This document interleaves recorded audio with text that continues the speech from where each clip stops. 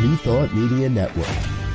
We are a global broadcast network of positive music, media, and entertainment, inspiring humanity's evolution along the journey of enlightenment and creating a world of love, peace, empowerment, and prosperity for all.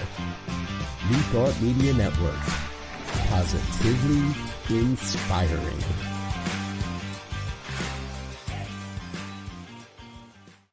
And hello again, dear ones. Dr. Robert with you on the New Thought Media Network. We've got something special in store for you tonight. I'm so grateful that you're here and tuning in. Is New Thought in Hospice, and who gets to make that call? An inspired panel discussion, and boy, do I have an amazing group of people stacked up in the green room for you. So I want to give you a little overview of what's going to happen tonight. We're not going to introduce everybody immediately. We'll be doing some introductions as we go along with everybody, and we're going to bring them onto the stage. The guy who got all of this started, really, Reverend Dr. Raymont Anderson, Reverend Dr. David Alexander, Bishop Durrell, Watkins, Reverend Cindy Grimes out of Ocala, Florida, and Reverend KC Taylor. I am Reverend Dr. Robert Brzezinski, your moderator for this evening. And here's how it's all going to go, folks. We've got about 90 minutes. Now, you have fingers and you have a keyboard in front of you in some way, and that means you're allowed to participate. So at any point in time, feel free to chat along and chime along with us, ask questions, drop your questions in the comment. We're going to have an opportunity later this evening to answer some of those questions and make sure our panel gets a chance to speak to those. We're going to begin this evening with opening statements by each of the panelists. I'll do a very brief introduction before them, and then they each get 4 minutes to share. Our opening question is New Thought in Hospice, and who gets to make that call? I made up that second part myself, Raymont. I hope you don't mind I tagged that on for you. And that's where we're going to get it all started. Is Reverend Dr. Raymont Anderson. He is currently on the East Coast, and I have totally blundered your intro already, Raymont. So, yes. Anybody want to know me, come look for me. I believe he has a prophetic voice in this New Thought movement, and others do as well. And you brought the whole question up, Raymont, so you're going to get the first 4 minutes to tell us, is New Thought in Hospice, and who gets to make that call? And go. So let's start with the second part first. Who gets to say? For me, anyone gets to say. Anyone who is in New Thought, is curious about New Thought, has a thought about New Thought. Like anybody and everybody, their voices matter. Their concerns matter. But there's an important piece to be able to discern that there are some who share from a place of liberating, and there are some who share from a place of further ensnaring. So being clear in terms of how are we discerning which voices are actually helping to, what's the word? Revitalize what New Thought can be. Now, first part. So for me, the question really isn't, is New Thought in Hospice? Because New Thought isn't. The answer is no. The philosophy, the teaching is fine. The question is, for me, the question is, to what degree is the current New Thought culture, climate, the communities, the churches, the centers, the curriculum, and the content, to what degree is this stuff actually meeting people where they are? Like, that's the thing. Are we meeting people where they are in ways that are relevant and applicable and meaningful? So that's the question. Is that stuff in life support or in hospice? Because if we really look at, there are a lot of centers. Many of the people who are on the panel with me now, my esteemed colleagues who I love and appreciate, each of us are doing various things to bring the teaching and what it offers to the masses.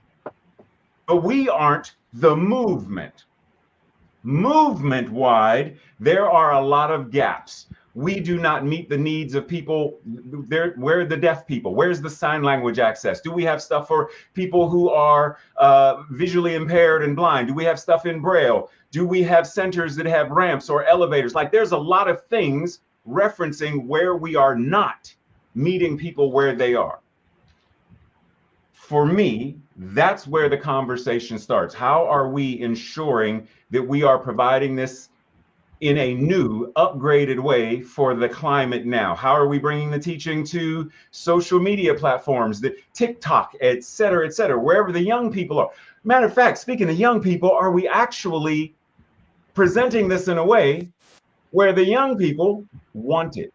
Or are we doing what has been done before, where they look at what we do and they're like, it's just church. You just changed a couple of words about what God is and whatnot, but it's the same box format that my grandparents and my parents. I'm not doing that. So once again, for me, it's a matter of really looking at how are we having those challenging and confrontational conversations about transgender rights. We have people in New Thought, ministers in New Thought, who are folks who voted for a certain person who is currently in office. How do you stand for oneness when everything he represents is anti-oneness and unity? So the conversation, how are we meeting people? How are we bringing the teaching to these people? How are we staying relevant and current? How are we bringing AI into this, if that's the conversation? All of these things that I am not seeing in grand spaces, I want those. I want us to be talking about that. Because once again, for me, New Thought isn't in hospice, but the way we're presenting it is certainly on life support. Reverend. Thank you, sir. Reverend Dr. Raymont Anderson. Thank you. All right. Next up from chilly Oklahoma City, I believe. I think it's chilly all over the country right now, so everybody's kind of bundled up. But one of the newest voices, I'm going to say, on New Thought Media Network, one of the newer people that I know out of everybody in this group, and newly aligned minister with, is it Center for Spiritual Living Oklahoma City? I'm going to forget, but she'll help us fill in all the gaps. Reverend Casey Taylor. Oh, and we've got you, dear one. So that's me. I'll push the button. I appreciate it, Robert. My name is Reverend Casey Taylor. I use they, them pronouns, and so grateful to go after Reverend Raymont, and grateful that he posted this question and noted that the concept of New Thought itself is not in hospice, that these ideas are transcending in ways that really never have in history. And the remarkable thing about it to me is that the traditional New Thought communities have had nothing to do with it. It's the concept, the wisdom, spirituality transcends whatever we're doing in these organizations. And the way that we are moving I can only speak for the Centers for Spiritual Living for myself. This is the only organization that I've been affiliated with because it does resonate with me so closely that I aligned with it and chose to persist. It really helped that I started out at the Bodhi Center for Spiritual Living in Chicago, which is not at all the way that the majority of centers for spiritual livings around the country operate. So I got an introduction to a young, vibrant arts community in the city that in my mind, this is what I thought it was. And I thought that centers all over the country were just like this, and had to learn the hard way that I just happened to come into this in an anomaly, in a moment in time. And in my experience of that was when I was 28, became a minister when I was 35. I completed my program at 35. And I've always been someone who, it wasn't my intention, but found myself representing the next generation of spiritual leaders. I'm highly involved in Next Gen, which is the group dedicated to that within our movement. And we have been fledgling and small and underfunded and unsupported. And for me as a minister in our movement, I have been unsupported. And I've had the next gen team to support me every step of the way, this small overextended team, but the larger community hadn't really been there for me. And a big part of it just has to do with logistics, that my ministerial program lost its affiliation the year that I graduated, and the organization that I'm a part of was not equipped on how to deal with that. So it took me 5 years to be affiliated officially with the organization. And so now I've been a minister for 9 years, but I'm still kind of treated like a brand new minister. On paper, I'm a brand new minister. And when I applied for centers all over the country, when I got the call to ministry, it's a pulpit ministry, and my resume is ridiculous because I didn't plan to be a pulpit minister. And I've been affiliated, involved in centers all over the country. I've been speaking, doing workshops, leading the charge of the next generation of spiritual leaders, and none of the traditional centers were interested in me. Most of them didn't bring me in to meet their community, or if they did bring me in to meet the community and it went well, they still didn't put me forward for a vote. So the experience of me being in Oklahoma City, it was just a moment in time when the senior minister stepped away. I was there to hold and shepherd the community. And I've rebranded Sundays to Spiritually Uncuffed and are doing church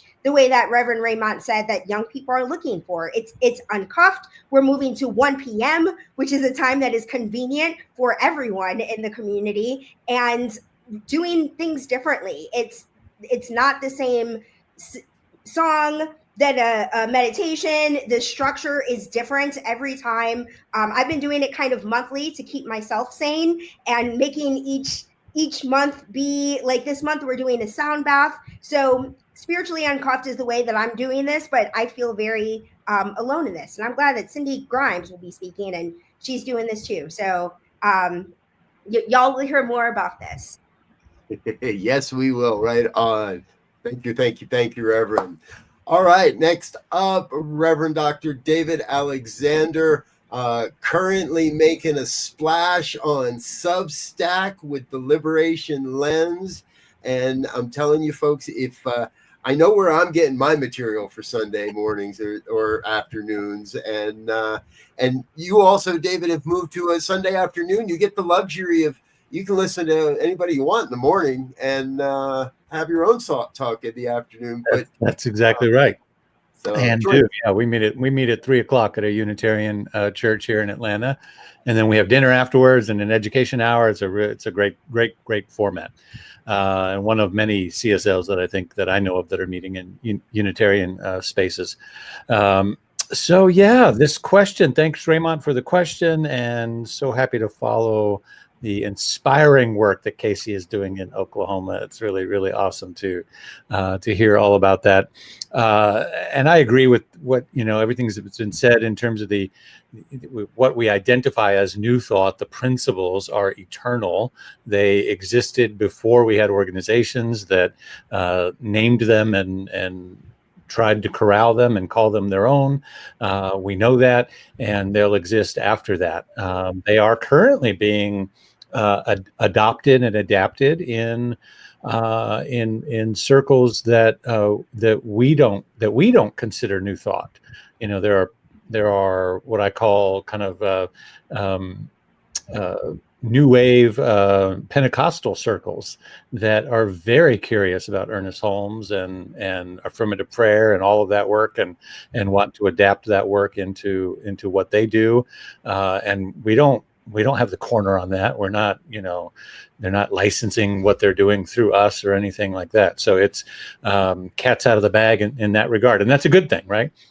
And then we have these structures called organizations that, the one that several of us are a part of, CSL, has changed its name several times since its existence. It's had, it's incorporated and reincorporated. It's been the Institute. It's been the International Association of Religious Science Churches. It's been United. It's been International. It's been Church of Religious Science, Centers for Spiritual Living. And it may be something else at some other time if that's appropriate at that particular time. So, and then Unity, same thing. They're going, are we Christian? Are we not Christian? The Unity School of Christianity is going, are we Christian?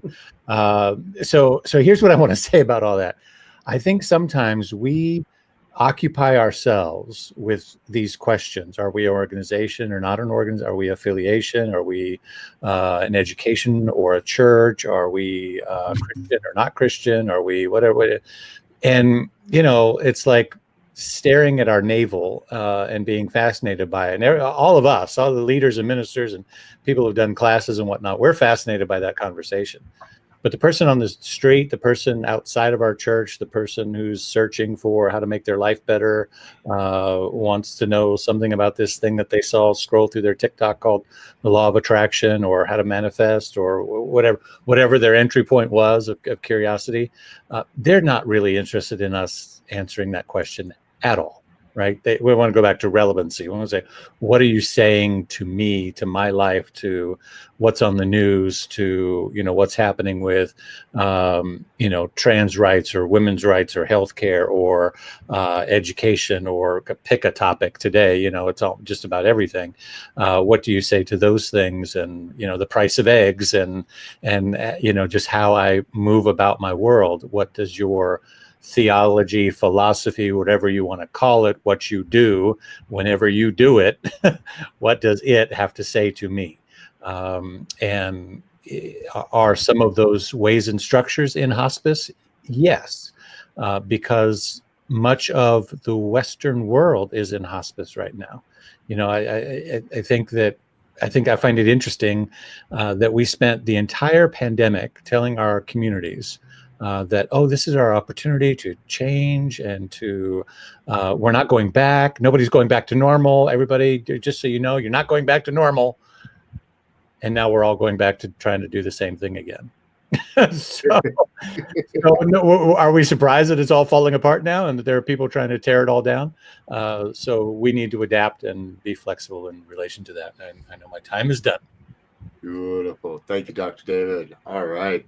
Next up, Reverend Cindy Grimes. By the way, folks, I'm throwing the formal introductions out the window here tonight. So what I want you to know about Reverend Cindy Grimes is I had to go a quarter of the way around the country, and she had to go halfway around the country for us to bump into each other and get to know each other. That all happened at the Big Sky Retreat in 2021. And since then, it has been a pleasure to be witness to the amazing work you're doing down in Ocala, and to what I've learned of your history even long before that work that you've done.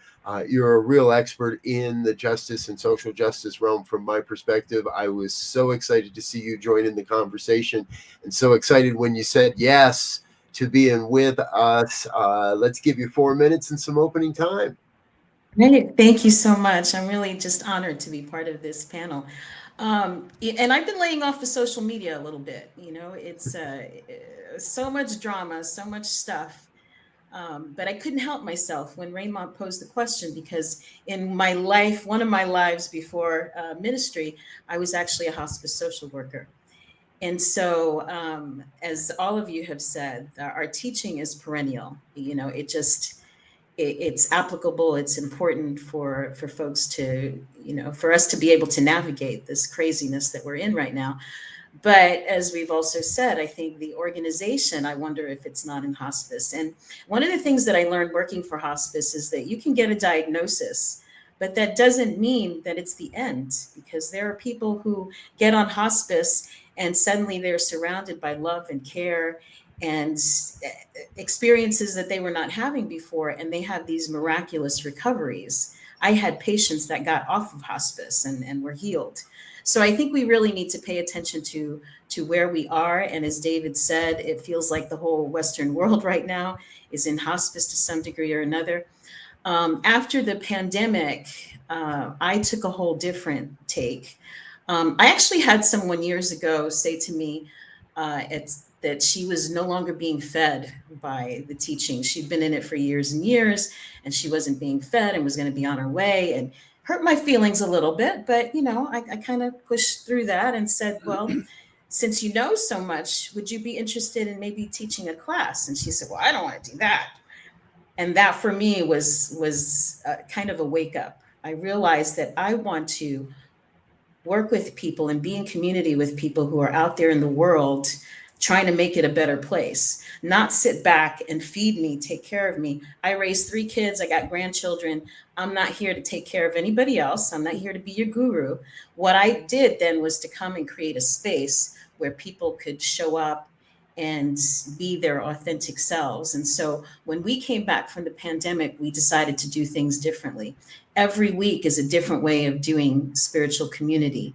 First week, we do spiritual practices. So it's very involved, more like what you would do in a class, but I invite people from our community to present so folks get to know who is in the community. Super Second Sunday is our most traditional service where people can sit back and be observers. Third Sunday is Circle Conversations, where we invite everyone to share their voice. Everyone is seen, everyone is heard, everyone is acknowledged, and we learn from one another. Fourth Sunday, we're mixing it up. So people can be participants or they can be observers in having it more of a podcast type format. So we've really cultivated and invited a group of people here that are in the world doing this. Like, we're not having the debate in our center about whether we should be involved socially. It's a given. It's a given. And it's a whole new community than what we had before the pandemic. And so that's my approach with it. I'll never forget going to the CSL in Asheville with John and Barbara Waterhouse and finding out that the mayor of the town was part of their community. That planted a seed for me. If we really truly believe what we believe, and we're here to try to make the world a better place and something that works for all of us, why isn't it working? We're these incredible, amazing manifestors. And we just, instead of applying it, our teaching to finding parking spots and adding zeros to the numbers in our bank account, that we start to heal the relationships that we have in our families, in our neighborhoods, in our workplaces, in our communities.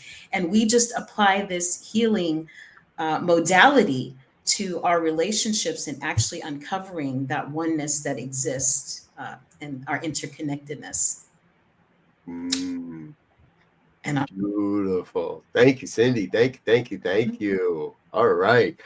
Wow. Questions are coming in on the chat box. Thank you, folks. Keep those coming, because in our second segment, we're going to do some questions from the audience and further discussions. We've got some long form question and answer time coming up a little bit later in the program. However, we do want to get to our final panelist. And this is the one where I say, folks, I like to strike while the iron is hot, and we put this panel together pretty quick. And a couple of days later, Bishop Durrell Watkins makes a comment and chimes in and gives and adds a very thoughtful and in-depth aspect to the whole conversation. And I thought to myself, oh my gosh, he needs to be part of what we're doing. Let's get his voice. And graciously accepted the invitation to be with us tonight. So what I want you to know is Durrell is an auxiliary bishop for the Global Justice Institute. I am going to read one official bio. And he's in his third term as the president of the Divine Science Federation. He's the senior minister of Sunshine Cathedral in Fort Lauderdale, is the dean of the Samaritan Institute, Science of Mind Ministerial School, and has ministerial credentials from Metropolitan Community Churches, the International Council of Community Churches. He's earned a Master's of Arts, Master's of Divinity, and Doctor of Ministry degrees. He and his husband, Bishop Robert Griffin, have been together for 25 years now. And I had the pleasure to visit with you a little over a year and a half ago now at the last time the INTA conference was there in Fort Lauderdale, and boy did you guys put on a great show. What a great ministry. I've been following you ever since, and it's a real pleasure to have you along with us tonight, sir. So let's give you 4 minutes for some opening thoughts. Okay. I am the least expert person on the panel. I've been in New Thought for decades, but not like anyone else has been in New Thought. I am deeply ecumenical. I usually say that I am religiously polyamorous, that I am honestly open at the top. That's our cousin's phrase over at Science of Mind. We're divine science, but still, it's true.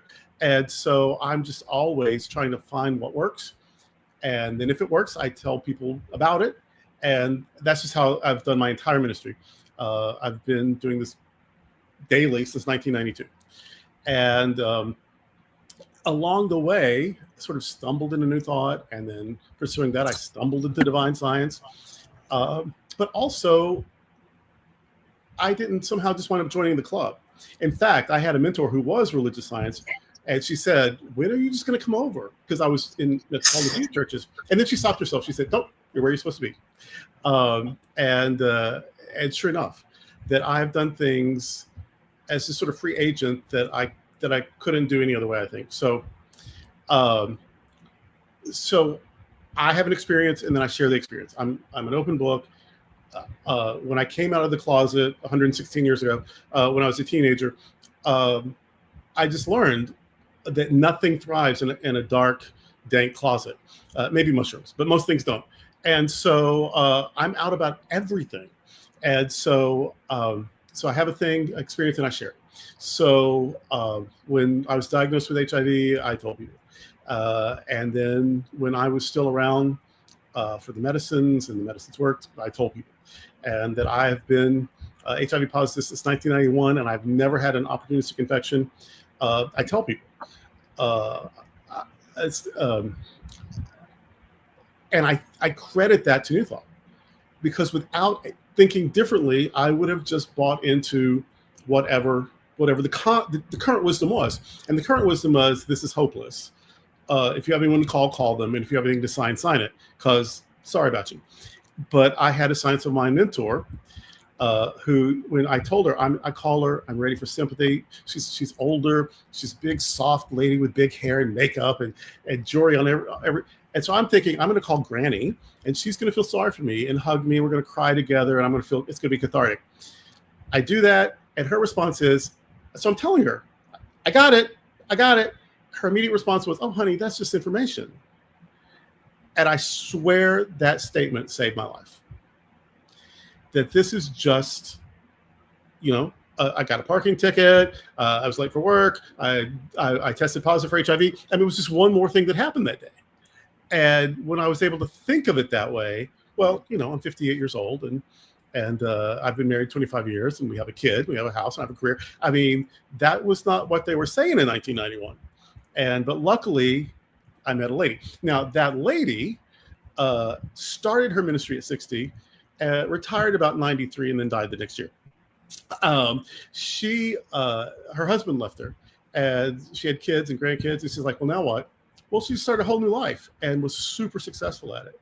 And then meanwhile, she was also into other things. People didn't get her. She was into angels and Course in Miracles and Rancha, some stuff that I didn't understand. But she is the one who showed me, do everything you want to do. And if it works, tell people about it. And someone's going to benefit from that. And that's how I run my ministry. And it's a thriving ministry. It's affiliated with so many things. No one knows that it's affiliated with anything. And yet that seems to work for us. And so I'm just trying to practice truth, live it, and share it when it works, which is a lot of the time. Beautiful. Thank you, sir. Thank you. All right, folks, we're going to take a real brief break, let our panelists have a sip of water and perhaps a little stretch, let you run to the bathroom if you need, but please don't. We got some important things we want to share with you that are happening here around the New Thought Media Network. We'll be back in just a minute or so with our next segment. Get ready. It's going to get wild. See you in a minute.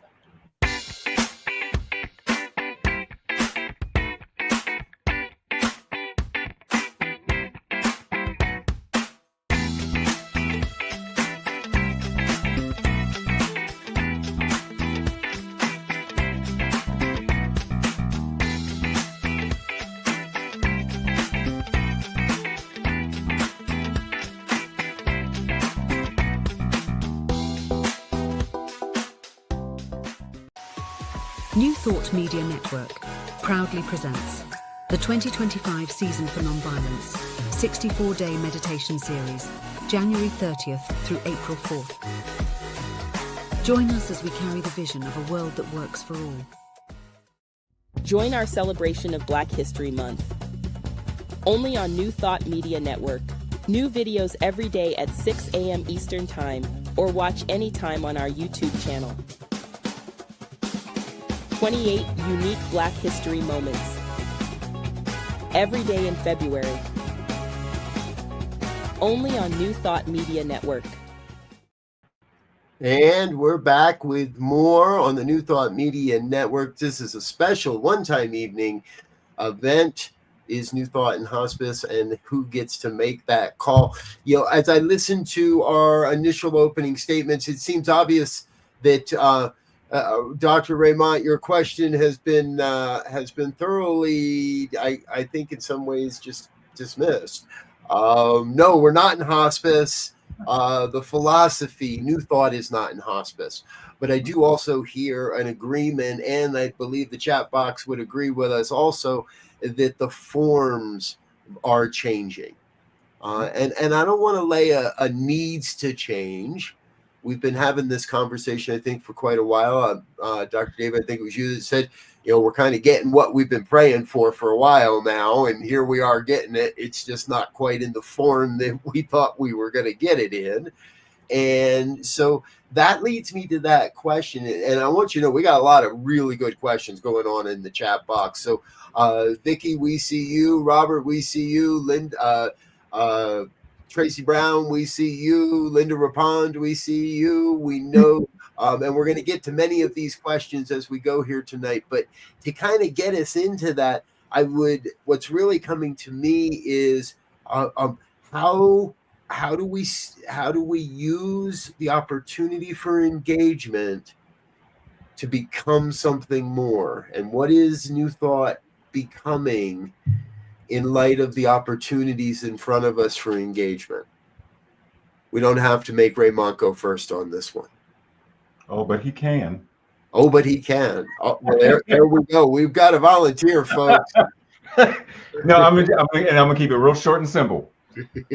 If we were really focused on and aligned with oneness in terms of what it means to build relationships, everything else would take care of itself. If we were in active relationship with the people in our communities, rather than someone put in the chat a comment about the CEO minister. Well, the CEO minister has a job, right? It's a job. Their job is not to be in intimate relationship with a variety of people in the community. Like they're not trying to be friends with the transgender people, and they're trying to get their money. Like, I need you to tithe because the Lord is like, that's what they need. That's the purpose. It's not relationship, which is why a lot of people go to our churches and centers and they don't feel like they belong. They attend, but they don't belong. And then when you have certain people in the pulpit referencing things, or they see things on social media where ministers will say things that are anti-trans, I don't belong in that community, because that minister represents the movement. Just like we know that there are Christian nationalists who represent Christianity, but they don't. But on the surface, they do, because they're using the terms. If we are building relationships, let's get to know the people in, not just those who are within the four walls, but I'm talking about like a new thought 4.0. Serve the people who want the celebration and they want the music. Not everybody wants that. Some people I just want to learn. Give me opportunities to learn. Provide potluck for those who want those social events. Provide the Sunday service for those who want that. Provide the opportunity for people to, workshops and training, and, I want to do the yoga and stuff. Provide the opportunities when we meet the people where they are, because we're in relationship with them. We know who they are. We know what they need. And the rest will take care of itself, because we're in relationship. I don't know if we're going in order, but I'll just pop in right after him. As this concept of, I appreciate that Tracy Brown talked about this shift away from minister centric, and Cindy talked about how her community has this circle time, and Reverend David talked about how we're in this place where none of our systems are working, that the same issues that these organizations, these concrete organizations are facing are the same issues that every other American institution is facing. And I'm in this mindset of recognizing that empowering other people to have a voice, that's one of the shifts is, yes, absolutely. Investing in the business of it, because you can't have a successful organization unless somebody knows how to file the taxes. That's been a challenge for me as I've stepped into this role. And the other piece of it is my intention is for it not to be minister centric. So I have these, like the month of February has just been conversations. I prepared no formal talk, but I'm doing a combination of some so that that is provided for the people who want it, and for people that want to have a voice have an opportunity to do that. And the piece about the fact that collectively as a country, we're all going through this. And I think Reverend Raymont is one of our champion speakers around this concept of the fact that white supremacy is so firmly rooted in our culture. A lot of the challenges that the New Thought organizations are having is just based on our education. Right now, I'm about to launch a book study on the book Original Sins, the miseducation of Black and Native children. And it's just really about how our school systems are designed to continue this cycle of white supremacy that we've been stuck in. And when our spiritual leaders have had one diversity class taught by our illustrious Tracy Brown, who that one class changed my whole world, but it's one class versus we're not teaching anything around inclusion. It's not required to become a practitioner. It's a little bit in the practitioner training, but not in the in-depth that we really need it. And I think a big part of it is just based on our collective miseducation. So the issues, all of the issues that we're facing, including who is president today, is the result of the fact that we've all been steeped in white supremacy. And as Rev David said about, the pandemic created this opportunity for some of that shift to occur. And I think it's occurred for some of us. And we are doing that work. And it is at the beginning stages. And especially love that the focus groups were or the focus ministries were mentioned, because focus ministries speak a lot about how underrepresented and underserved they feel in our movements, in the same way that I spoke to my leadership at Spirit Uncensored and with Next Gen being underserved. So I feel like that sounds like a great big call to action within our organization, is really shifting our focus to prioritize and show some love and some support and look at the kinds of things that focus ministries are doing as we're in this place of evolution. Beautiful. Thank you, Casey. Yeah, I will say that I'm pleasantly surprised in the chat bar, in the chat room, that we're seeing a lot more recognition of focus ministry, and I think, and I've been beating that drum for a solid 7 or 8 years now, so it's nice to see that actually showing up in the consciousness of our community and our organization. So who's else?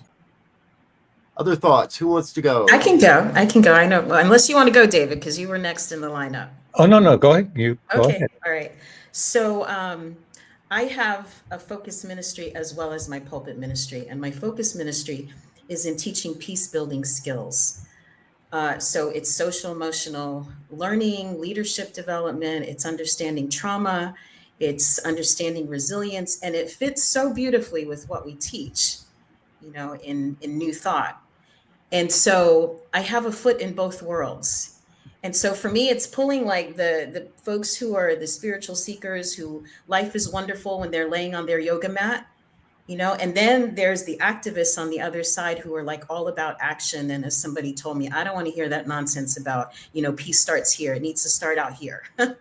So somehow bringing these two parts together, and my vision, my dream is that people, that New Thought communities are the peace builders of the world, because we come to this from this understanding and recognition, at least up here, if not in here, that we are really one. But how do we experience that? How do we get past the separation and the drama and all of that? So most of what we do in our center is based around the idea of being in circle.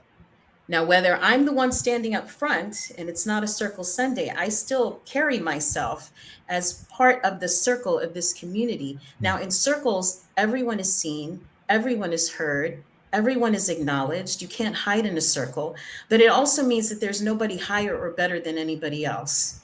And I've taught this peace building work to university professors, to police officers, to middle school and high school kids, to people in prison. It's the same principles.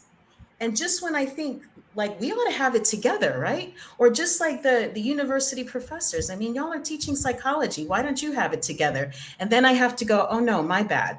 My bad, for thinking that because somebody had some letters next to their name or some kind of degree, that they were more than human, and they were not prone to the drama that happens in human relationship. So we can all learn it. It's the same stuff, I'm telling you, whether it's teaching middle school kids or ministers and college professors, that this is our humanness. We are spiritual beings, but we are having a human experience, and this is where we have to meet people in their humanity. Part of why I'm so engaged in this work is because I'm at the intersection of a lot of different lives. And so I'm a brown skinned person who is in a family of law enforcement officers. I'm on one side of the political spectrum where my parents and other loved ones are clear across the other side, and I don't want to write them off. That's not who I am. So I want to, for myself, understand how to be able to engage with people when we seem like we are so far apart, knowing that we are truly all one, right, at the core.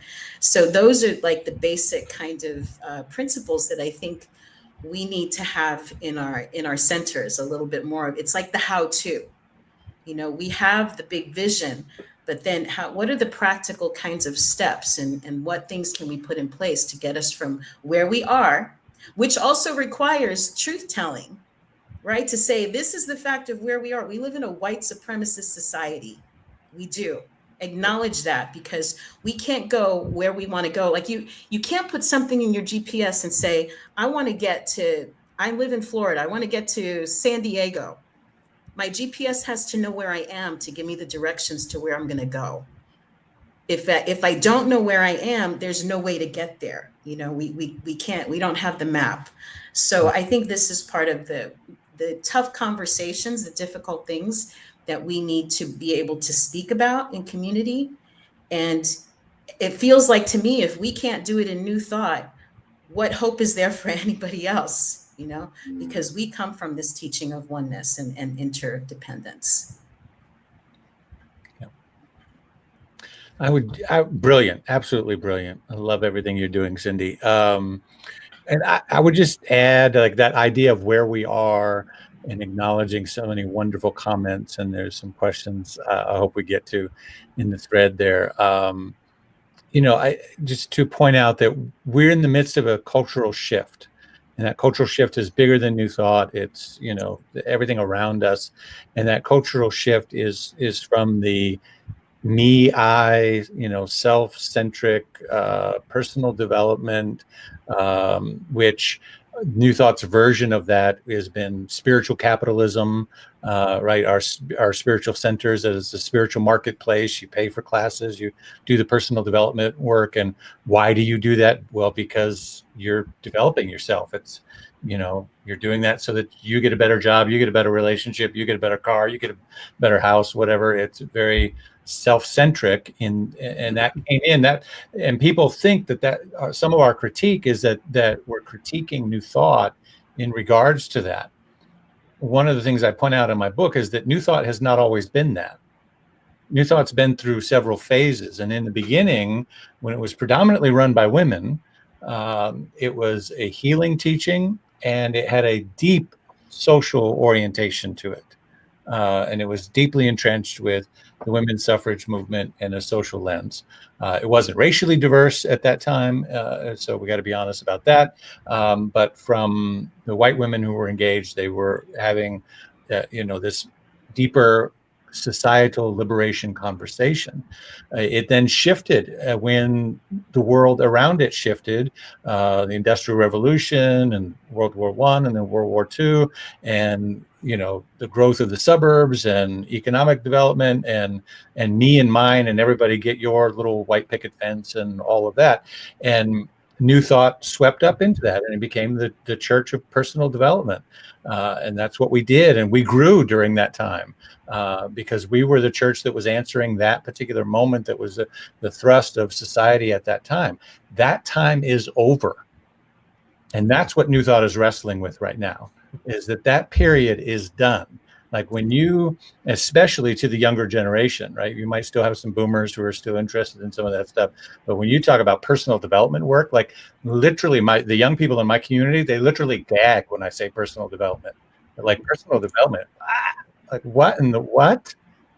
No, we got to fix this world. Do you realize we're going to run out of clean water?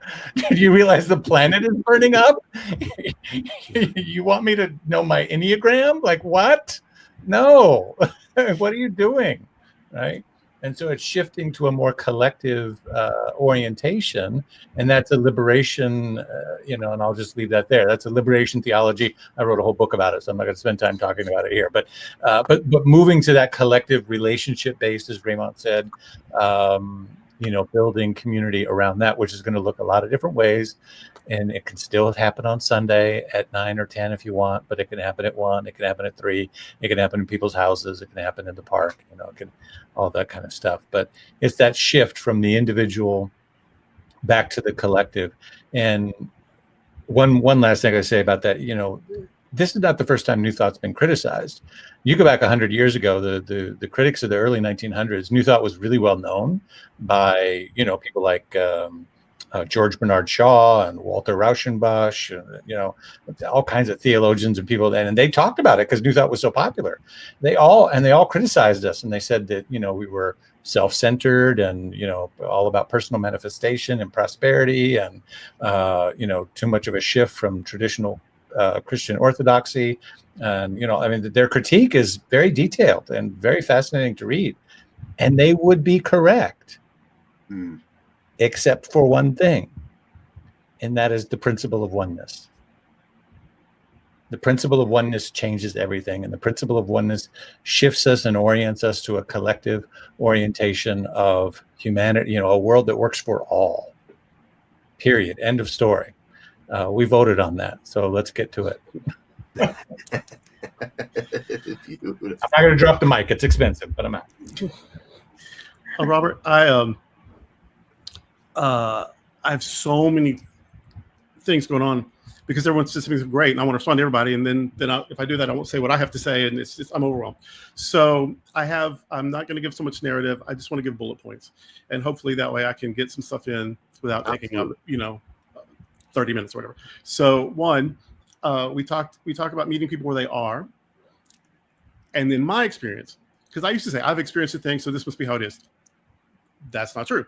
I know that this worked in my world, but in my experience, I meet people where they are by starting where I am. And so I've known people who they went to a conference, they went to Anton or they went to INTA or they got it. They are enlightened. People are now calling them the Buddha, the Christ. They're walking on water. Their shadow heals everyone it falls on. They're ready. They go to their home, their center, their church, or whatever. And okay, this is what we're going to do now. We're making this shift. We're going this way. We were slightly positive thinking, and now we're full on New Thought. And if that church is alive 2 years later, it's rare. Or it was a church of 100, now it's a church of 10, or whatever. And so I haven't made that mistake by just grace, because I might have done. I just didn't somehow. But what has worked is I'm probably the most, my service probably looks the most traditional of anybody on this call. Maybe anybody watching this today. My church, you walk in, and at first, you might think you're in a Lutheran church or an Episcopal church or a Methodist church. Yep. But then when the processional, and yes, we process, we wear the robes, the whole bit. But when you were processing to a Motown song, then you're like, okay, maybe something's different. Right?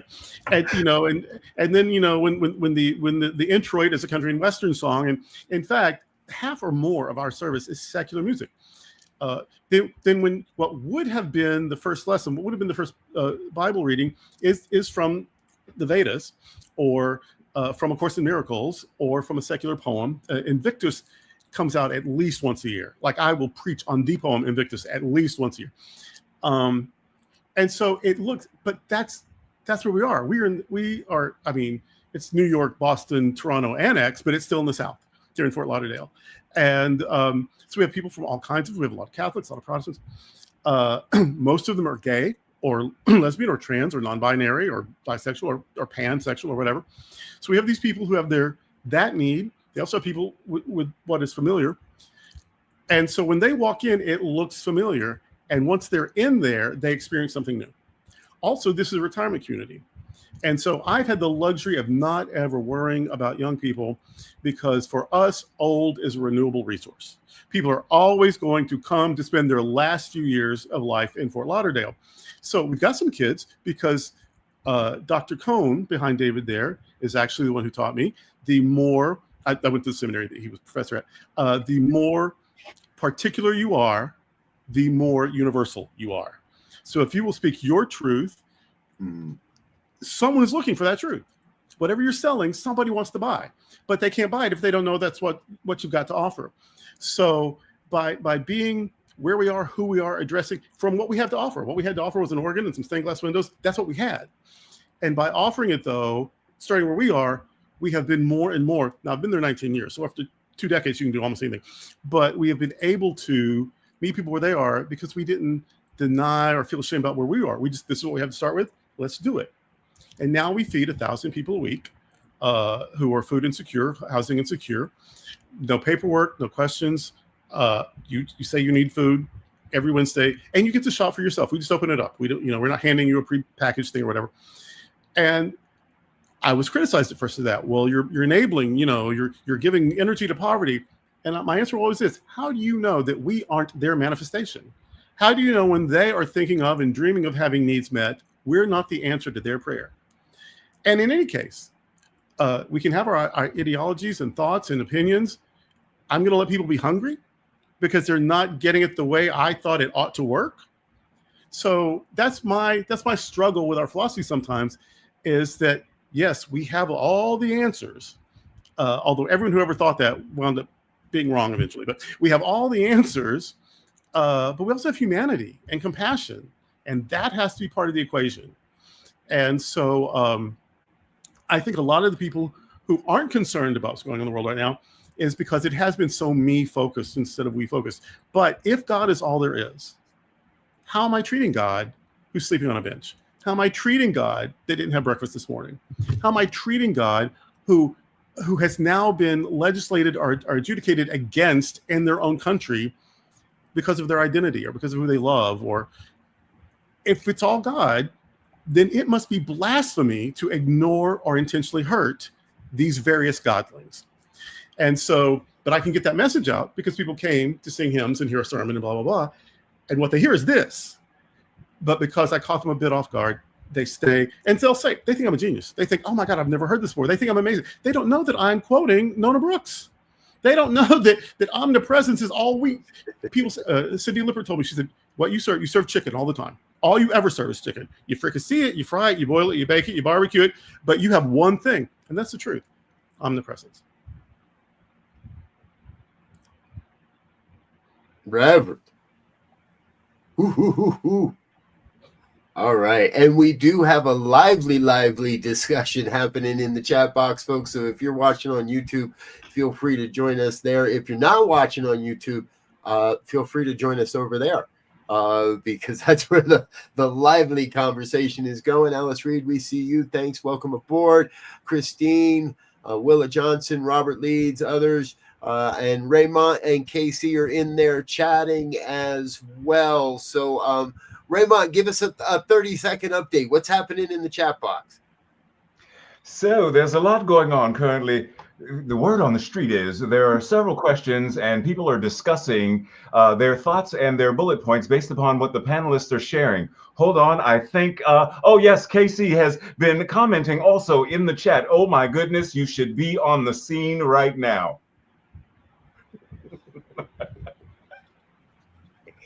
I just spoke real quick about how the collaboration was key when the good bishop talked about his center feeding 1,000 people. Being new, what I'm doing is I'm partnering with the existing organizations that already exist. And it's helpful that I was a case manager in our community before this. So like I have these relationships already, but that collaboration piece of it is key. I also noted Brian made a comment about how a lot of centers music does not cater meet the needs of young people. And I mentioned that diversity is important in all metrics. And one of the big hot topics in this chat has been about calling out white fragility, calling in, I should say, white fragility, and not ignoring it, and recognizing that it's important for us to create space for that authentic expression to heal and move forward and acknowledge what is for us to grow as an organization. Beautiful. Thank you. We've got about 5 minutes before our next break, and that's the question that keeps popping out for me in the chat, and the audience, everybody watching seems to want to know, what can I do? And so let's do a kind of a speed round. What's one thing people can do to be involved and make a difference in what's happening in our world today? And I'm going to pick on Bishop Durrell to get us started, just because he's been going last the last couple of questions. I think because you're going to get ideas and you're going to try things, and some are going to fail and some are going to succeed, and some are going to say, oh, well, you did that very well, but I have some expertise, let me do it. And you're wise to say, yes, please do, and all that. But one thing you can do, no matter if you're just starting or you've been doing it 1,000 years, is tell the truth. People are scared to tell the truth sometimes. And if you will just tell the truth, and people say, well, I don't want to get political. Well, guess what? You are. If you support oppression, that is political. If you resist oppression, that is political. And if you stay silent, that is political. So the question you have to ask yourself is, in what way am I going to be political? And then tell the truth. Beautiful. Thank you. Dr. David. Oh, I would say a couple of things. Tell the truth. I would say get involved, in whatever community, whether it's online or in person. I think we really need in-person community. It doesn't have to be church by the traditional sense, but get involved. I think we need community at this time. And what I would say is if you're a community and it's not showing up the way you want it to show up, that community might need you. Like, show up and suggest. I mean, I need people who show up and they're like, we need to do this, and it's not, they're not coming to me going, you need to do this because I want it. They're going, we need to do this and I'm willing to help, right? I'm going to be there. Like, so show up and get involved and roll up your sleeves and offer something to your community, whatever community, that is, and be a difference that way. I put in the chat, Robert Schuller decades ago, said the key to church growth was really simple. And I'm finding myself returning to the simple things a lot lately, as much as we want to reinvent and, make it new. And it's like returning to the basics. And he said, church growth is nothing more than find a need and fill it, find a wound and heal it. That's it. Just do those two things wherever you are with whatever you got. Yeah. Beautiful. Thank you. Let's go over to Cindy, Reverend Cindy. Yeah. So I feel like we need to honor our humanity, even as ministers and spiritual leaders and all of that, that when there is pain and you want to cry, you cry. When you want to be angry, you stomp your feet, whatever you need to do to allow that emotion to move through so that you can get back to that place of calm and peace. There's a great book, if you've not read, See No Stranger by Valerie Kaur. And she talks about how this time of darkness that could feel like the tomb, right? Is maybe this darkness is not the darkness of the tomb, but the darkness of the womb. But we still have to move. There is still pain. There's pain that comes with birth, and it's messy. And maybe you don't want everybody to see that. I know I don't want everybody to see that, but I have my go-to people and I have my practices and my things that I do for myself so that I can move through that emotion and that pain and come back to center.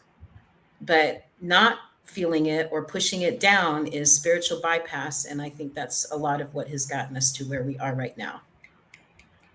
Beautiful. Thank you. Thank you. Coming back to Dr. Raymont. Wrap us up on this one, sir. So everything that has been said, because I don't want to repeat, it's already been said. Great stuff. So one important thing that I've noticed is, and Dr. Tracy Brown alluded to this concept, whatever you don't have as your intersection. Have conversation with someone who does.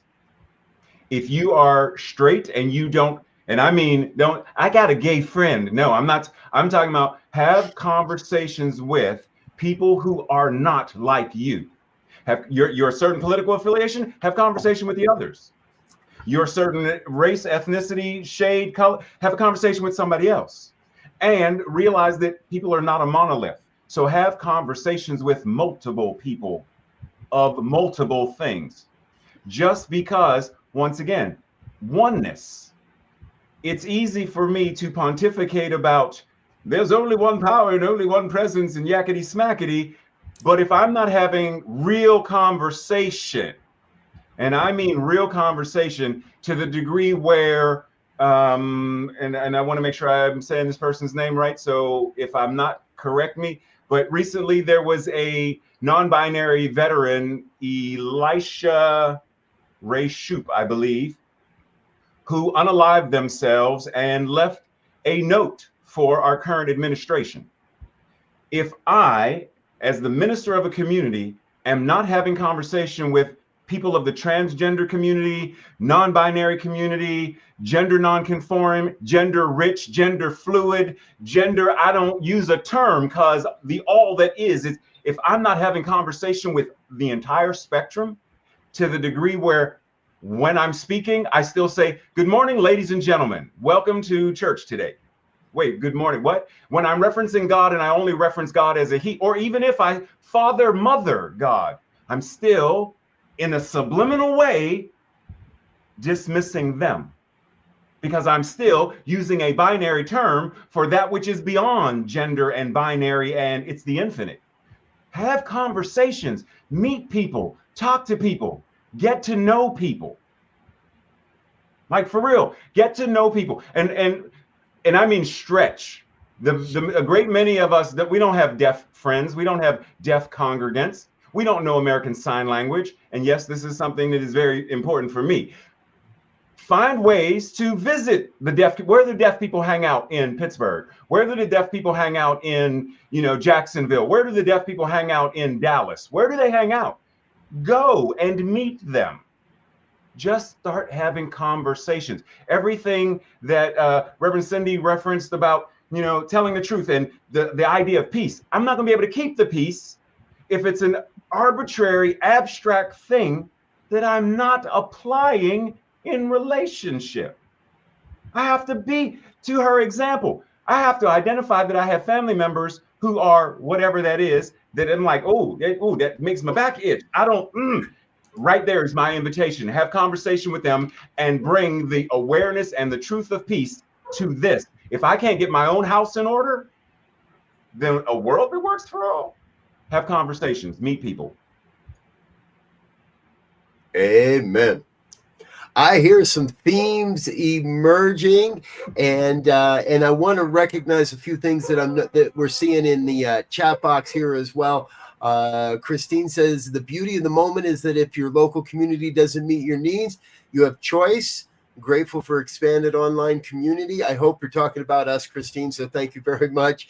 And a real quick poll of the panelists. Please raise your hand if you've ever been in a local spiritual community that did meet all of your needs.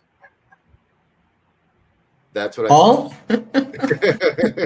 Raymont's been in one community that's met all his needs. Right on. I think you see how rare that is. Willa Johnson's with us. Too many in our communities are unwilling, uncomfortable to call a thing. It takes realness and courage to be so. Oh, how I know. That might be another program sometime, Willa. Maybe we need to get that conversation on the air.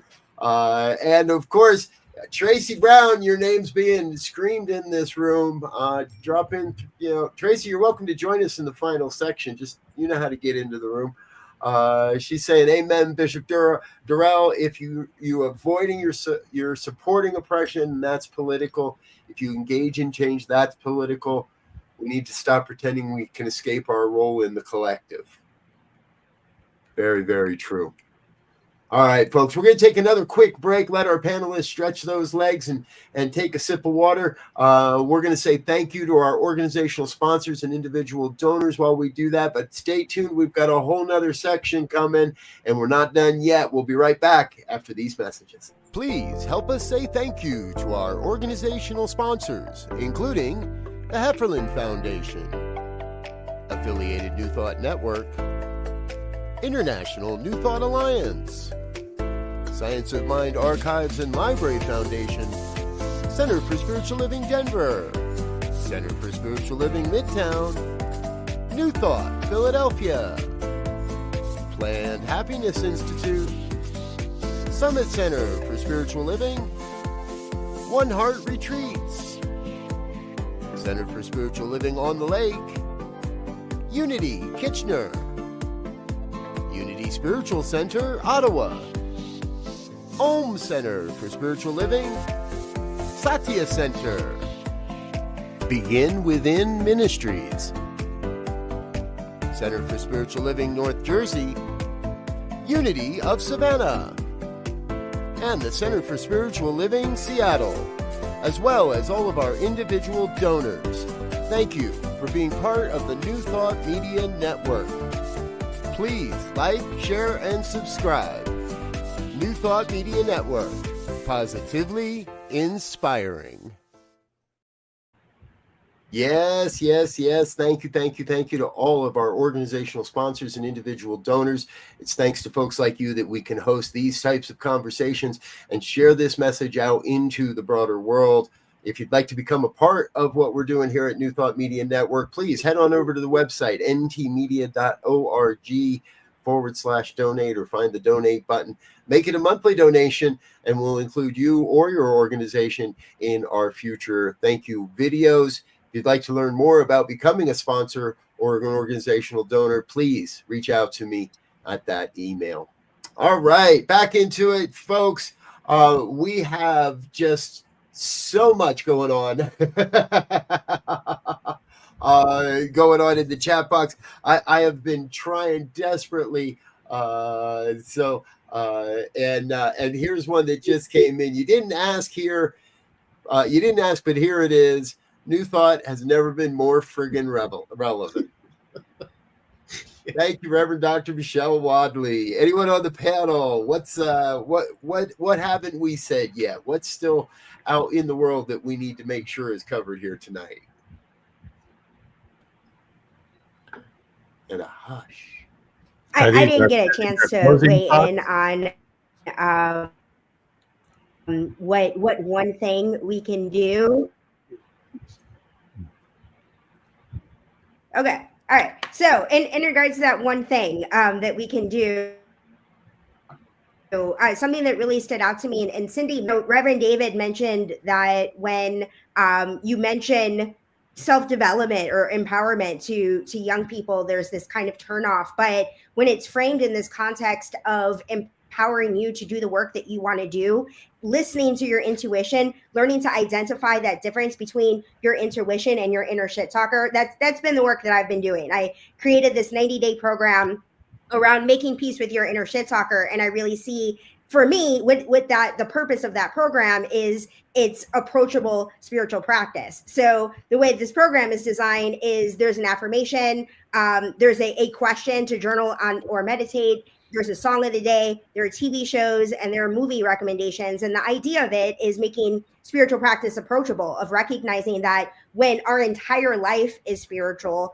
that we get to listen, hear our intuition tell us very clearly what is ours to do, and have that path laid for us, where we don't need to know the how. We don't need to know the what. I made a comment to Reverend David online the other day where we were talking about like what's happening next in the world and who's going to save us. And I was like, Rev David Alexander, it's about to be you. Like the fact that each one of us is doing that work, that Cindy's mentioned about her own experience of spiritual practice, that who we are as spiritual leaders is providing that community space for people to identify what set of practices work for them. to extend beyond this concept of meditation being else, but really recognizing that spiritual practice is something that can look different for all of us, and identifying that right thing for us individually so that we can hear our intuition loud and clear and trust it fully with our whole heart and being. This is how we transform the world. This is how we co-create a world that works for everyone. Reverend. Woo! Yes, yes, yes. How about from anyone else? What's some next steps? Tracy Rhymes has been asking this. What are some next steps? What can we look forward to, or what? Durrell, it looks like I like steps. I like steps. I like bullet points. I'm very linear in my thinking, and so I've got some steps here.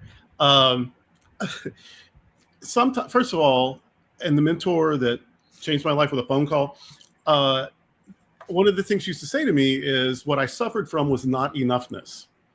And it occurs to me, we've got to get over our not enoughness. My center's too small. My ministry's too new. I don't have enough, fancy education or whatever. We always have an excuse. And she also told me, you'll always find something to attach your fear to. So you got to heal the fear, because otherwise you'll just find something else to attach it to. She was so wise. But I'm still having to relearn that and remember that whenever I'm suffering from not enoughness, I'm not as good to the world as I can be and as I ought to be and as they need me to be.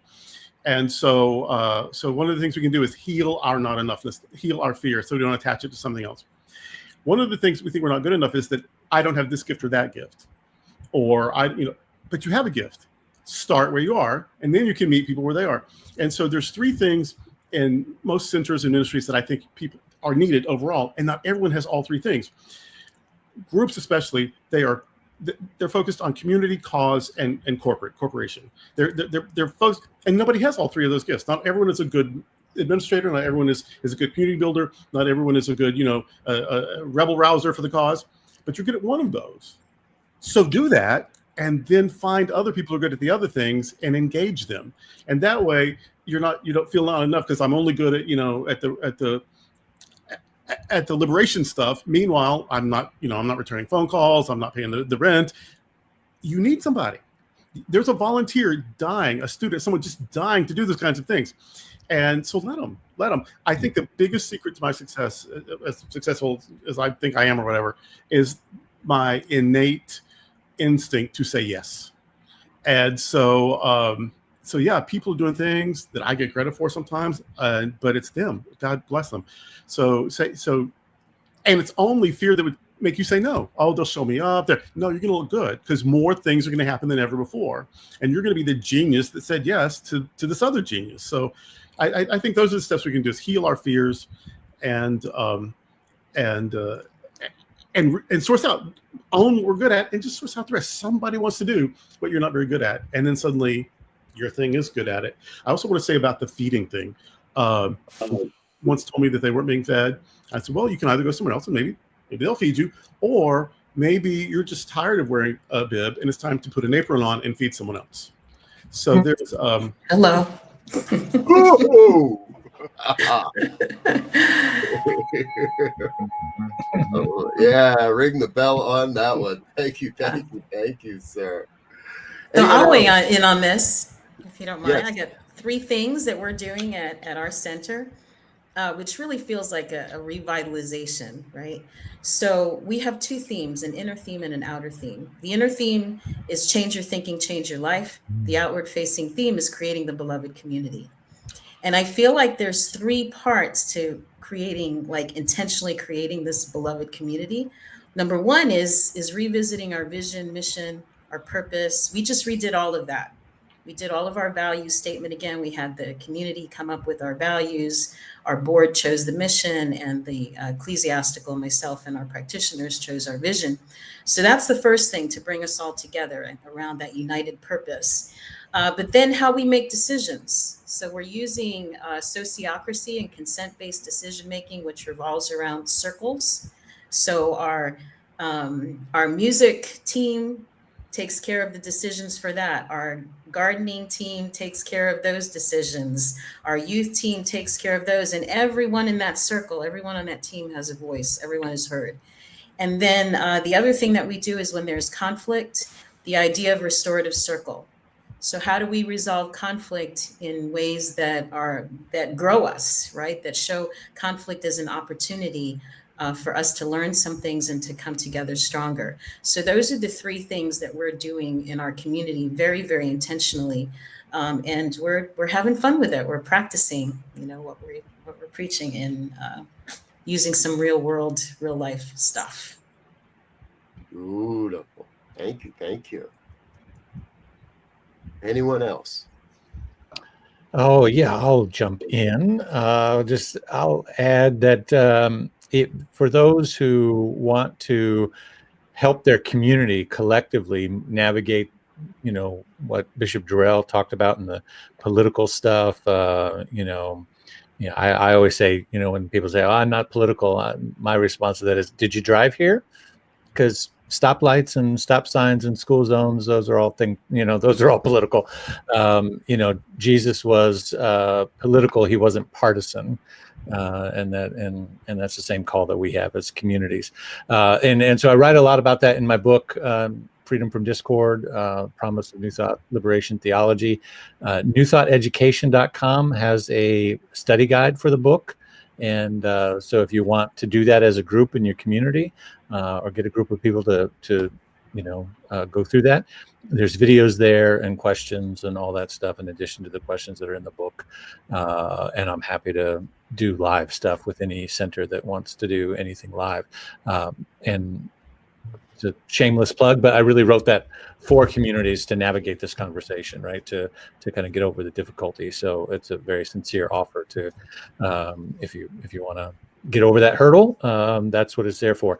And the last thing I wanted to say was just to Bishop Durrell. I had to turn off my camera and go over here by my my library for a second and just tell him, Bishop, I'm ready. I'm ready to come down anytime. I love a good ecclesiastical march and pomp and circumstance. I'm ready. I have witnesses. I have witnesses. You offered. You said. I am not afraid. I am not afraid of the ecclesiastical things. So anytime. I'm so happy about it. You two aren't that far from each other when it comes right down to it. Exactly. Right? So we're going to make this happen. There we go. All I have right. in-laws in the area, actually. Right on. Dr. Raymont. Yes, sir. Follow up on that one? So I shared it in the chat somewhere. Identify something in the world that concerns you. If your thing is the earth and that concerns you, clean water concerns you, feeding the unhoused, building houses for the unhoused. If that's the thing that aches you, then do whatever you need to do to pick one thing that moves you and get yourself involved, get informed, get inspired, and get in community with people who are already doing that work. I used to be involved. I'm no longer involved just because of my schedule with Moms Demand Action here in my local area and the Survivor Network as someone who has experienced gun violence. Why? Well, because it's important for me to understand that I don't like the fact that as a former public school teacher, kids have to buy bulletproof backpacks. I feel something about that. Well, if I feel something about it, instead of just running my mouth about it, treat and move my feet. Get involved and do something, say something, speak up and speak out. Didn't somebody once say, a gentleman by the name of Nimmler, I believe, said, first they came for the kids who were eating lunch and bullets were flying and no one spoke up, so kids were shot. Then they came for the transgender people and, no one was, so then they came for me and we know what happened. When are we the voice of New Thought is a prophetic liberation theology. And I know there are people who don't agree. I don't care. It's what it is. It's what it is. It's what it is. It's time for us to get in alignment with that and do what the teaching inspires us to do. Stop saying a world that works for all, but I'm not making my life work for me. I'm not making my relationships and my friendships and my neighbors. I'm not making any of that work.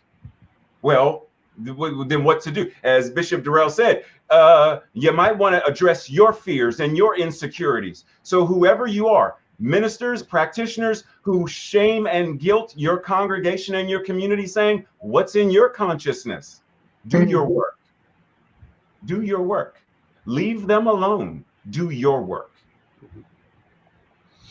Reverend, bring it down the house. Thank you, sir. I've been saying this a lot, and we're rapidly approaching the end of our programming here tonight, folks. So hang on. I'd like to share one little thing, and then we're going to do some final thoughts, give everybody a 1 minute wrap up, as it were. And I want to thank everybody that's watching today. We've had some great turnout. I know there are a lot of people that are watching, and I know quite a few people that weren't able to be with us tonight that are planning to watch this on the replay. And tonight feels like a pinnacle. New Thought Media Network is going to turn 5 years old in just in less than a month. And to have this type of an experience, not just with this panel, but with this community, and have the participation that we are, feels really, really special to me. And so again, I want to thank everybody that's being here. There's a lot of themes we have heard tonight, and all of them seem to fall into something I've been talking about a lot lately. And I feel like we are at the point that is the natural growth of what a mature practice and understanding of the New Thought philosophy leads us to. We run into a lot of folks that have an immature understanding or demonstration of this philosophy, and that's on us, I believe, to help them to continue to, in the spiral dynamics turn, transcend and include, and offer that hand that says, come with us, because 10, 15 years ago, I didn't know the term liberation theology. And to me, again, this is a natural outpicturing of where New Thought has led me as a committed, ardent, and I believe now mature student of this, of what we're doing here and what we're talking about. So again, thank you to the panelists. Thank you to everybody online. We've got Around the Horn, and let's go to KC. How about that for 1 minute final thoughts? Dear one, please. Yeah, I'm gonna use mine as a shameless plug. I have a New Thought Media Network show coming out on March 20th, and in my mind, this show is called What's Up and Why. It's with my cousin who is Christian, but inclusive, unlike our troll who we had earlier today. And I see it as this opportunity to demonstrate what that next generation of New Thought looks like, of what inclusivity looks like, and we're going to be diving into pop culture and leaning, we're calling it the brighter side of life, leaning into the brighter side of life to make New Thought accessible. So March 20th, What's Up and Why launches. We are on social media on all things. Would love to have y'all for our premiere and to hear your feedback. And this is an opportunity for you to have a voice in the way that we structure and serve as a mouthpiece of New Thought in this inclusive, younger, fresher way. Beautiful. Thank you. Dr. David. Oh, no. See, I fumbled because I did my big close with my dramatics with the robe and plugs. I thought that was my final thoughts.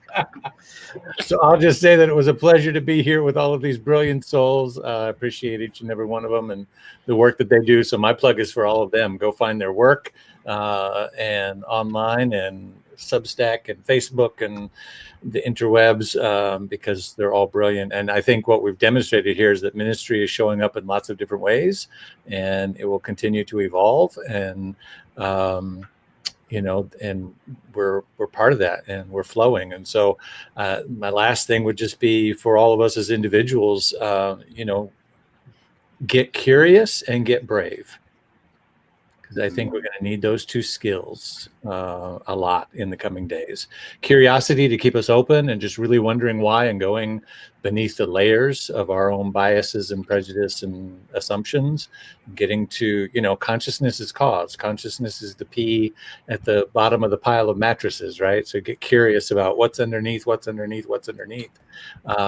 then get brave about, using your voice to articulate that and to speak up on behalf of others.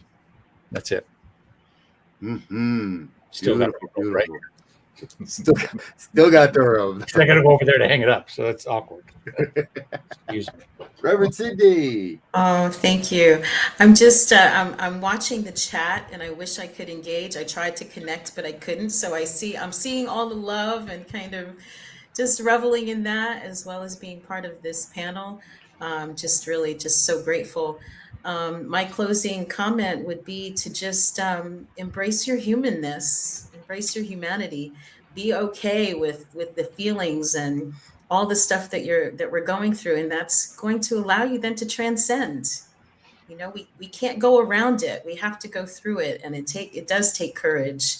But I think the end game coming out on the other side makes it worthwhile to lean in with that curiosity, and don't be afraid to go into those messy places. You know, it's necessary, and we all have what we need.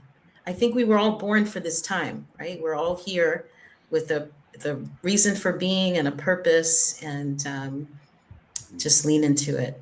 Much love to you all. This kind of a group, this and the chat and all of this is what I love about New Thought, and I'm just so very, very grateful to be part of this community. Beautiful. Thanks. Thank you. All right, Brother Doctor. So 2 things. 1, we got this. We have already seen divine avatars and bodhisattvas, whether they were the suffragists, the civil rights movement, the gay liberation movement. We have already seen people do this work. They didn't call it New Thought. What they called it was hope. What they called it was the prophetic vision. What they called it was, all of the beloved community. We already have the skills, the capabilities, and the people to do this. Rather than doing the airy-fairy, I hope we can turn that hope into a verb. I turned it into an acronym. Hope is how our power expresses. We got this. Gather together in community. Let people love up on you. Let people nurture you. Let people support you. When you feel like oneness is the furthest thing from your mind, get back with people who will remind you of your oneness and your divinity and your sacredness. No matter what's going on, there is no man, no woman, no person, no entity who can deny or destroy or distract or separate you from your divinity. You got this. Reverend. I'm gonna say that a lot more. Well, we're almost done, but I'm gonna say that a lot more tonight. Bishop Durrell, you're up. Well, there's 2 things, and this is probably as much for the people in the chat as anyone else. When you see something and it's really got you worked up, you're crying or you're angry or you're passionate or you're wringing your hands, I wish someone would do something. That's for you. If you smelt it, you dealt it. That's for you. If you noticed it, so do something. It may be making a contribution. It may be, prayer work. It may be volunteering somewhere. It may be leading the charge. But if it's burning you like that, that's yours. So do something, and you'll already feel better. There's a musical Pearly, and there's a line in one of the songs in Pearly that says, "There's never been a battle won that wasn't fought." So do what you can. I can't promise the outcome, but I know doing what you can feels better than doing nothing. And then the other thing is, again, on Dr. David's wall, there is Dr. King. And that reminds me of the allies we have out there. I have read Letter from a Birmingham Jail 50 times, I don't know. And this year reading it was the first time I noticed Dr. King talking about Jesus being a man with God consciousness, and talking about the evil of the cross, not glorifying the cross. That was violence. That was ugly. This is a Baptist minister. And he was saying this in the 60s. They're out there. Is New Thought in hospice? No. It's in the Baptist churches. It's in the Episcopal churches, the Unitarian church. It's with the atheists. The Talmud says, over every blade of grass, there's an angel whispering, grow, grow. This blade of grass got its own angel. It doesn't always look like Unity or Divine Science or CSL or Kriya Yoga or whatever. But we've got our angels, and they're whispering. And if we'll listen and participate, there's a Dr. King out there, not calling himself Science of Mind, not calling herself Science of Mind, but 100% on our side and sharing the good stuff. Oh, we're not in hospice, we're everywhere. And once we start the word has happened 1,000 times tonight, being in relationship and recognizing our allies and working together and appreciating the gifts people bring. Yeah, as we're not in hospice. We're just about to have a dramatic resurrection. Beautiful. Well, there we go. Nobody's going to try to say it any better than that. Thank you, sir. And thank you again to all of the panel, everybody that's watching. Yes, there's some questions we were not able to answer, and I want everybody to know that no one here speaks on behalf of any of the organizations that we may serve. Some of those questions are beyond our capacity to answer, although I'm sure if you contact any of us, we'd be happy to give you our private perspective. So until next time, I want to thank you, folks. It looks like there is a great support for doing this again, and we would love to hear not only what would be the topics and what would be the subjects you'd like us to cover, perhaps who are some of the panelists you'd like to see in future episodes of this program. Let us know. You can reach out, ntmedia.org. All right, we're out of here for now. Thanks again for being with us, folks. Until next time, we wish you peace and richest blessings. Bye now.